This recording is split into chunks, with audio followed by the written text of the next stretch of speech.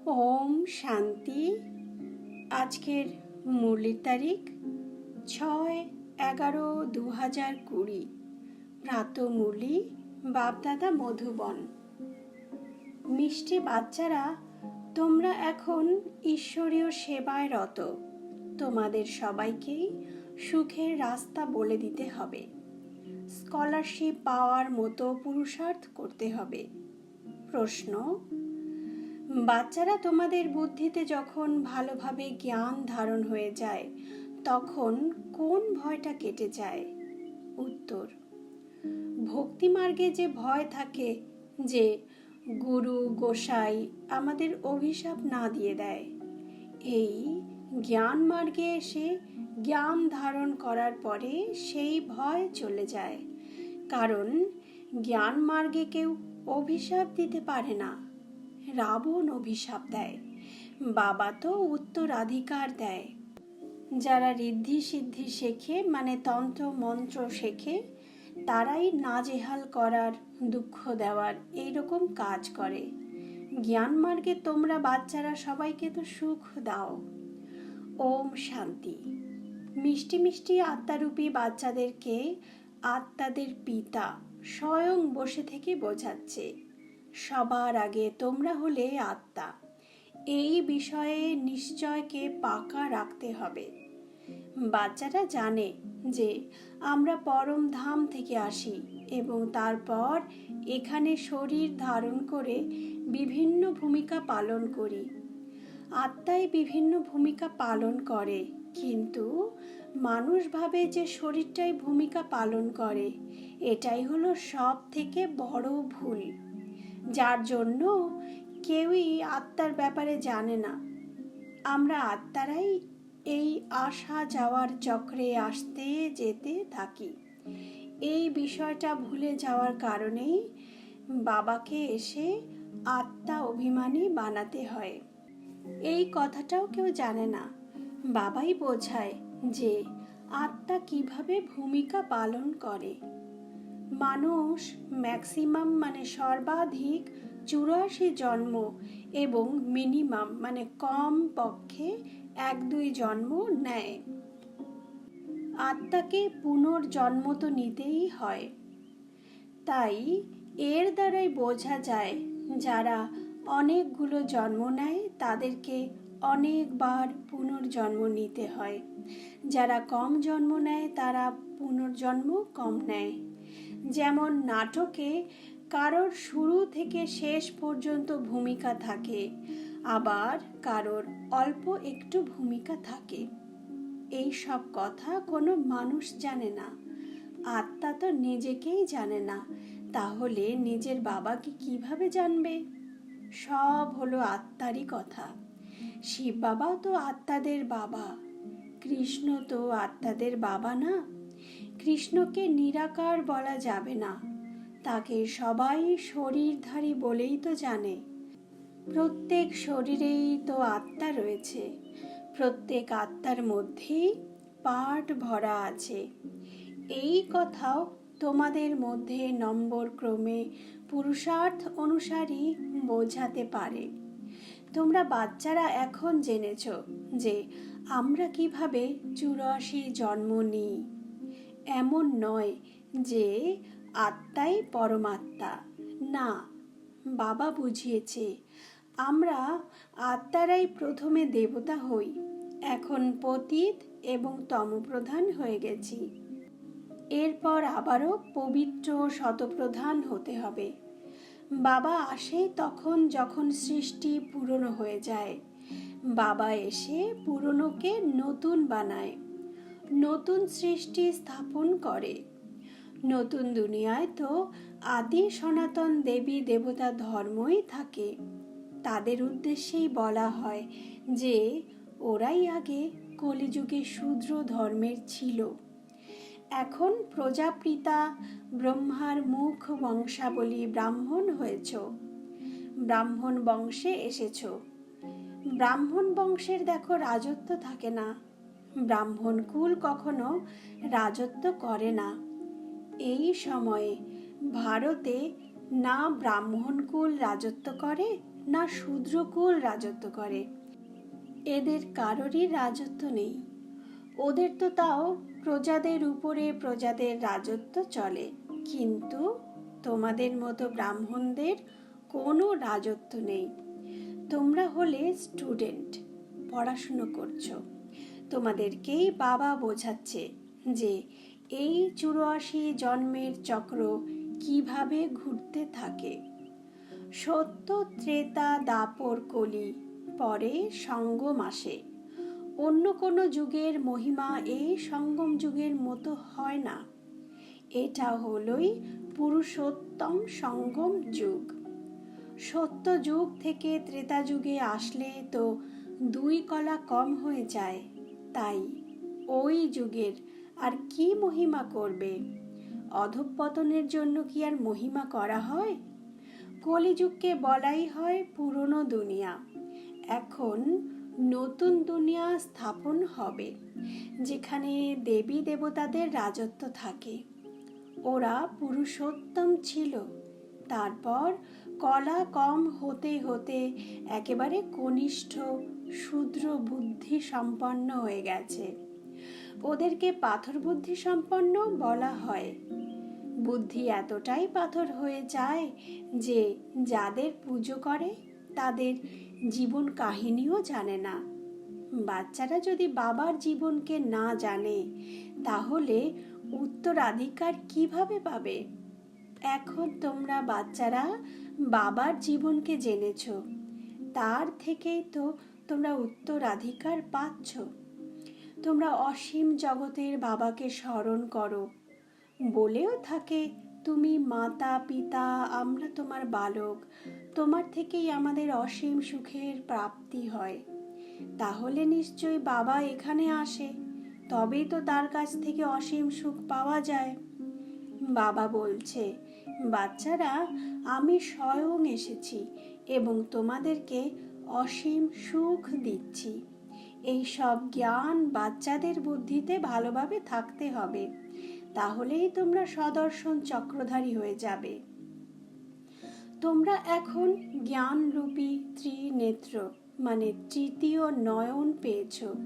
তোমরা জানো যে আমরাই তো দেবতা হই, এখন শূদ্র থেকে ব্রাহ্মণ হয়েছি। কলিযুগে ব্রাহ্মণরাও অবশ্যই রয়েছে। ওই ব্রাহ্মণরা জানেই না যে তাদের এই ধর্ম বা বংশ কবে স্থাপন হয়েছিল, কারণ ওরা তো কলিযুগের ব্রাহ্মণ। তোমরা এখন ডাইরেক্ট প্রজাপিতা ব্রহ্মার সন্তান হয়েছ এবং সর্বোত্তম কুলে রয়েছ। স্বয়ং বাবা বসে তোমাদেরকে পড়ানোর সেবা, লালন পালন করানোর সেবা এবং শৃঙ্গার মানে গুণে এবং শক্তিতে সুসজ্জিত করার সেবা করছে। তোমরা ঈশ্বরীয় সেবায় নিযুক্ত আছো। গড ফাদার বলছে, আমি সব বাচ্চাদের সেবা করার জন্যেই এসেছি। বাচ্চাদেরকে সুখের রাস্তা বলে দিচ্ছি। বাবা বলছে, এখন ঘরে চলো। মানুষ তো মুক্তি পাওয়ার জন্যই ভক্তি করে, তাহলে নিশ্চয়ই এখন জীবন বন্ধনে আছে। বাবা এসে এই সব দুঃখ থেকে মুক্তি দিচ্ছে। তোমরা বাচ্চারা জানো যে এখন সবাই ত্রাহি ত্রাহি করবে। হাহাকারের পরে জয় জয়কার হবে। এখন তোমাদের বুদ্ধিতে আছে যে প্রাকৃতিক বিপর্যয়ের সময়ে কতই না হাহাকার করবে। ইউরোপবাসী যাদব সম্প্রদায়ও রয়েছে। বাবা বুঝিয়েছে যে ইউরোপবাসীদের যাদব বলা হয়। দেখানো হয়েছে যে পেট থেকে মুষল বেরিয়েছে, তারপর অভিশাপ দিয়েছে। কিন্তু এখানে অভিশাপ দেওয়ার কোনো ব্যাপারই নেই, এটা তো ড্রামা। বাবা উত্তরাধিকার দেয় আর রাবণ অভিশাপ দেয়। এটা একটা খেলা যেটা বানানোই আছে। বাকি অভিশাপ দেওয়ার জন্য অন্যরকম মানুষ থাকে। অনেকে থাকে যারা আবার সেই অভিশাপকেও খণ্ডন করতে পারে। দুনিয়ার গুরু গোসাইদের থেকে মানুষ তাই ভয় পায় যে কোনো অভিশাপ না দিয়ে দেয়। বাস্তবে এই জ্ঞান মার্গে তো কেউ অভিশাপ কখনো দিতে পারে না। জ্ঞান মার্গে এবং ভক্তি মার্গে অভিশাপ দেওয়ার কোনো ব্যাপার নেই। তবে যারা ঋদ্ধি সিদ্ধি মানে তন্ত্র মন্ত্রের বিদ্যা শেখে তারা অভিশাপ দেয়। ওরা মানুষকে খুব দুঃখী করে দেয়, অনেক রোজগারও করে থাকে, কিন্তু যারা প্রকৃত ভক্ত তারা এই রকম করতে পারে না। বাবা এটাও বুঝিয়েছে, সঙ্গম শব্দের সঙ্গে পুরুষোত্তম শব্দটা অবশ্যই লেখো, তার সঙ্গে ত্রিমূর্তি এবং প্রজাপিতা শব্দ দুটোও লিখতে হবে। কারণ অনেকের নামই তো ব্রহ্মা রেখে দেয়। প্রজাপিতা শব্দটা লিখলে বুঝতে পারবে যে ইনি হলেন শরীরধারী প্রজাপিতা। শুধু ব্রহ্মা লিখলে মানুষ সূক্ষ্মবতন নিবাসী ব্রহ্মার কথা ভাবে। ব্রহ্মা বিষ্ণু শঙ্করকেই ভগবান বলে দেয়। প্রজাপিতা বললে বোঝাতে পারবে যে প্রজাপিতা মানে তো এখানেই রয়েছে। তিনি সূক্ষ্মবতনে কিভাবে হতে পারে? বিষ্ণুকে দেখিয়েছে ব্রহ্মার নাভি থেকে বেরিয়ে এসেছে। তোমরা বাচ্চারা এখন সঠিক জ্ঞান পেয়েছ। নাভি ইত্যাদির কোনো ব্যাপারই নেই। কিভাবে ব্রহ্মাই বিষ্ণু হন এবং বিষ্ণুই ব্রহ্মা হন, সেই পুরো চক্রের জ্ঞান তোমরা এই চিত্র দেখিয়ে বোঝাতে পারো। চিত্র ছাড়া বোঝাতে গেলে তো পরিশ্রম লাগবে। ব্রহ্মাই বিষ্ণু হন, আবার বিষ্ণুই ব্রহ্মা হন। লক্ষ্মী নারায়ণ ৮৪ বার জন্ম নেওয়ার পরে ব্রহ্মা সরস্বতী হয়ে যান। যখন ভাট্টি শুরু হয়েছিল তখন বাবা প্রথম থেকেই নাম রেখে দিয়েছিল সবার। তারপর অনেকেই তো চলে গেছে, তাই বাবা বুঝিয়েছে ব্রাহ্মণদের কোনো মালা হয় না, কারণ ব্রাহ্মণরা তো পুরুষার্থ করছে। অবস্থা কখনো উপরে কখনো নিচে হয়, গ্রহের দশা লেগে যায়। বাবা তো জহুরি ছিলেন, মানে ব্রহ্মা বাবা তো জহুরি ছিলেন। কিভাবে মতি দিয়ে মালা বানানো হয় সেই বিষয়ে তার অনুভব রয়েছে। ব্রাহ্মণদের মালা অন্তিমে তৈরি হয়। আমরা ব্রাহ্মণরাই দৈবিক গুণ ধারণ করে দেবতা হই। তারপর আবার সিঁড়ি বেয়ে নিচে নামতে হয়, নয়তো ৮৪ জন্ম কিভাবে নেবে? ৮৪ জন্মের হিসাব থেকেই এটা বোঝা যায়। তোমাদের অর্ধেক সময় অতিবাহিত হওয়ার পরে অন্য ধর্মাবলম্বীরা আসে। মালা বানানোর জন্য অনেক পরিশ্রম করতে হয়। খুব যত্ন সহকারে মতিগুলোকে টেবিলের উপরে রাখা হয় যাতে একটুও নড়াচড়া না করে। তারপর সূচ দিয়ে গাঁথা হয়। যদি ঠিকঠাক না হয় তাহলে আবার সেটা খুলতে হয়। এটা তো হলো অনেক বড় মালা। তোমরা বাচ্চারা জানো যে আমরা নতুন দুনিয়ার জন্য এই পড়াশুনো করছি। বাবা বুঝিয়েছে, স্লোগানে লেখো আমরা শূদ্র থেকে ব্রাহ্মণ এবং ব্রাহ্মণ থেকে দেবতা কিভাবে হই সে কথা এসে বোঝো। এই চক্রকে জানতে পারলেই চক্রবর্তী রাজা হয়ে যাওয়া যাবে, স্বর্গের মালিক হওয়া যাবে। এই রকম স্লোগান বানিয়ে বাচ্চাদেরকে শেখাতে হবে। বাবা অনেক রকমের উপায় তো বলে দিচ্ছে। বাস্তবে তোমরাই তো হলে মূল্যবান। তোমরাই হিরো হিরোইনের ভূমিকায় অভিনয় করছো। তোমরাই হিরে তুল্য হয়ে যাও। আবার তোমরাই ৮৪ জন্মের পরিক্রমা করে কড়ি তুল্য হয়ে যাও। যখন তোমরা হীরের মতো জন্ম পেয়েছো তখন কড়ির পিছনে ছুটছো কেন? এমন তো নয় যে তোমাদের ঘর বাড়ি ত্যাগ করতে হবে। বাবা বলছে, ঘর গৃহস্থের থেকেও কমল ফুলের মতো পবিত্র থাকো এবং সৃষ্টি চক্রের জ্ঞানকে জেনে দৈবী গুণ ধারণ করো, তাহলেই তোমরা হীরের মতো হয়ে যাবে। ৫,০০০ বছর আগে সত্যি সত্যি ভারত হীরে তুল্য ছিল। এটাই হলো তোমাদের এইম অবজেক্ট। এই লক্ষ্মীনারায়ণের ছবিকে মানে চিত্রকে অনেক গুরুত্ব দিতে হবে। বাচ্চারা, তোমাদেরকে প্রদর্শনী এবং মিউজিয়ামে অনেক সেবা করতে হবে। বিহঙ্গ মার্গের সেবা না করলে প্রজা বানাবে কিভাবে? যদিও এই জ্ঞান অনেকেই শোনে, কিন্তু ভালো পথ পায় খুব কম জনেই। তাদের জন্যেই বলা হয় কোটির মধ্যে কয়েকজন। অল্প কয়েকজনই তো স্কলারশিপ পায়। স্কুলে 40-50 জন বাচ্চাদের মধ্যে হয়তো একজন স্কলারশিপ পায়। যারা যারা বেশি নম্বর পায় তাদেরকেই তা দেওয়া হয়। এখানেও ওই রকম হয়।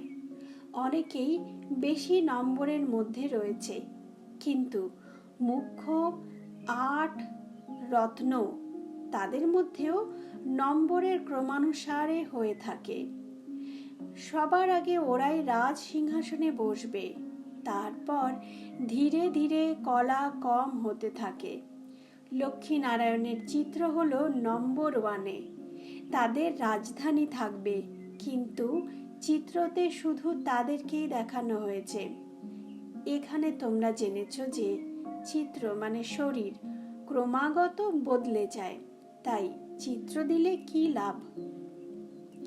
নাম, রূপ, দেশকাল সবই তো বদলেই যায়। আত্মাদের পিতা স্বয়ং বসে থেকে মিষ্টি মিষ্টি আত্মারূপী সন্তানদেরকে বোঝাচ্ছে। আগের কল্পেও বাবা বুঝিয়েছিল। এমন নয় যে কৃষ্ণ গোপ গোপীদেরকে শুনিয়েছিল। কৃষ্ণের সঙ্গে গোপ গোপী থাকে না, না তাদেরকে কোনো জ্ঞান শোনানো হয়। সে তো সত্যযুগের রাজকুমার। ওখানে কিভাবে রাজযোগ শেখাবে এবং পতিতদেরকে পবিত্র করবে। তোমরা এখন নিজের বাবাকে স্মরণ করো। বাবা আবার টিচার হতো। স্টুডেন্টরা কখনোই টিচারকে ভুলে যায় না। সন্তানও বাবাকে ভুলতে পারে না। গুরুকেও কেউ ভোলে না। বাবা তো জন্ম থেকেই থাকে। 5 বছর থেকে টিচারকে পাওয়া যায়, তারপর বানপ্রস্থ অবস্থায় গুরু পাওয়া যায়। জন্ম থেকে গুরু করে তো কোনো লাভ নেই। আবার গুরুর কাছে দীক্ষা নিয়েও পরের দিনই যদি মারা যায়, সেক্ষেত্রেও গুরু কি করতে পারে? গানও গায়, সদ্গুরু ছাড়া গতি নেই। কিন্তু মানুষ সদ্গুরু না বলে শুধু গুরু বলে দেয়। দুনিয়ায় অনেক গুরু রয়েছে। বাবা বলছে, বাচ্চারা, তোমাদের কোনো দেহধারী গুরু করার আর প্রয়োজন নেই। তোমরা কারোর কাছেই কিছু চাইতে পারো না। বলা হয় চাওয়ার থেকে মরে যাওয়া ভালো। এখন সবার এই চিন্তা থাকে যে আমি কিভাবে আমার সম্পত্তি ট্রান্সফার করব।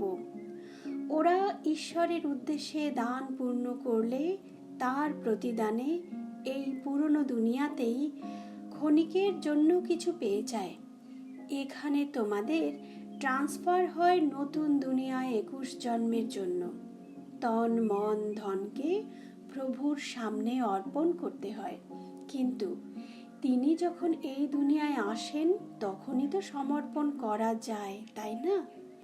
তবে প্রভুকে না জানার কারণে সবাই গুরুকেই সেই স্থানে বসিয়ে দিয়েছে। ধন সম্পত্তিও গুরুর কাছে অর্পণ করে দেয়। কোনো উত্তরাধিকার না থাকলে তো সব কিছুই গুরুকে দিয়ে দেয়। আজকাল তো সঠিক রীতিতে ঈশ্বরের উদ্দেশ্যেও কেউ দান করে না। বাবা বোঝাচ্ছে, আমি হলাম দীনবন্ধু, তাই আমি ভারতেই আসি, এসে তোমাদেরকে বিশ্বের মালিক বানিয়ে দিই। ডাইরেক্ট আর ইনডাইরেক্টের মধ্যে অনেক পার্থক্য রয়েছে। ওরা তো কিছুই জানে না, শুধু বলে দেয় যে আমি ঈশ্বরকে অর্পণ করেছি। সবাই অবোধ। বাচ্চারা, তোমাদেরকে এখন বোঝানো হয়েছে, তাই তোমরা অবোধ থেকে বুদ্ধিমান হয়েছ। তোমাদের বুদ্ধিতে এই জ্ঞান আছে যে বাবা কামাল মানে অলৌকিক চমৎকার করে দেখায়। অসীম জগতের বাবার কাছ থেকে নিশ্চয়ই অসীমের উত্তরাধিকার পাওয়া যাবে। একমাত্র এই দাদা মানে ব্রহ্মা বাবার মাধ্যমেই তোমরা শিব বাবার কাছ থেকে উত্তরাধিকার নাও। দাদাও তো ওনার কাছ থেকেই উত্তরাধিকার নিচ্ছে। উত্তরাধিকার শুধু একজনই দিতে পারে, তাকেই স্মরণ করতে হবে। বাবা বলে, বাচ্চারা, আমি এনার অনেক জন্মের অন্তিমে এসে প্রবেশ করে পবিত্র বানাই, যে কিনা পরে এইরকম ফরিস্তা হয়ে যায়। তোমরা ব্যাচ দেখিয়েও খুব ভালোভাবে সেবা করতে পারো। তোমাদের এই ব্যাচগুলো হলো অর্থপূর্ণ। এই চিত্রগুলো তো হলোই জীবন প্রদানকারী মহামূল্য, কিন্তু এগুলোর মূল্য লোকে জানে না। বাবা সবসময় বড় জিনিস পছন্দ করে, যাতে দূর থেকেই কেউ পড়তে পারে। আচ্ছা, মিষ্টি মধুর সন্তানদের প্রতি মাতা পিতা বাপ দাদার হৃদয়ের ভালোবাসা আর সুপ্রভাত। আত্মিক পিতা আত্মারূপী বাচ্চাদেরকে জানাচ্ছে নমস্কার। আমরাও আত্মিক বাচ্চারা আত্মারূপী মাতা পিতা বাপ দাদাকে জানাই হৃদয়ের অনেক অনেক ভালোবাসা, সুপ্রভাত আর নমস্কার। ধারণার মূল কথা, প্রথমত, বাবার কাছ থেকে সীমাহীন উত্তরাধিকার নেওয়ার জন্য নিজের তন মন ধন ডাইরেক্ট ঈশ্বরের সামনে অর্পণ করে বুদ্ধিমান হতে হবে। নিজের সব কিছু 21 জন্মের জন্য ট্রান্সফার করে দিতে হবে। দ্বিতীয়ত, বাবা যেমন পড়ানোর, লালন পালন করার এবং গুণ ও শক্তিতে সুসজ্জিত করার সেবা করে থাকে, সেই রকম বাবার সমান সেবা করতে হবে। জীবনের বন্ধন থেকে বের করে সবাইকে জীবন মুক্তিতে নিয়ে যেতে হবে। আজকের বরদান, সব সম্পত্তির ইকোনমি মানে সাশ্রয়ের বাজেট বানিয়ে সূক্ষ্ম পুরুষার্থী হও। ব্যাখ্যা, যেমন লৌকিক পরিবারে সাশ্রয় না করলে ঠিকমতো চলা যায় না, সেই রকম নিমিত্ত বাচ্চারা যদি সাশ্রয় না করে তাহলে সেন্টারও ঠিকভাবে চলতে পারে না। ওটা হলো সীমিত লৌকিক পরিবার আর এ হলো বৃহত্তর পরিবার। সুতরাং চেক করে দেখতে হবে যে সংকল্প, বাণী এবং শক্তিগুলোর মধ্যে কি কি এক্সট্রা খরচ করছি। যে এই সব সম্পত্তির সাশ্রয়ের বাজেট বানিয়ে সেই অনুসারে এগিয়ে যায়, তাকে সূক্ষ্ম পুরুষার্থী বলা যায়। তার সংকল্প, বাণী, কর্ম এবং জ্ঞানের কোনো শক্তি অপচয় হয় না। আজকের স্লোগান, স্নেহের সম্পত্তিতে ভরপুর হয়ে সবাইকে স্নেহ দাও আর স্নেহ নাও। স্নেহের সম্পত্তিতে ভরপুর হয়ে সবাইকে স্নেহ দাও আর স্নেহ নাও। আচ্ছা, ওম শান্তি।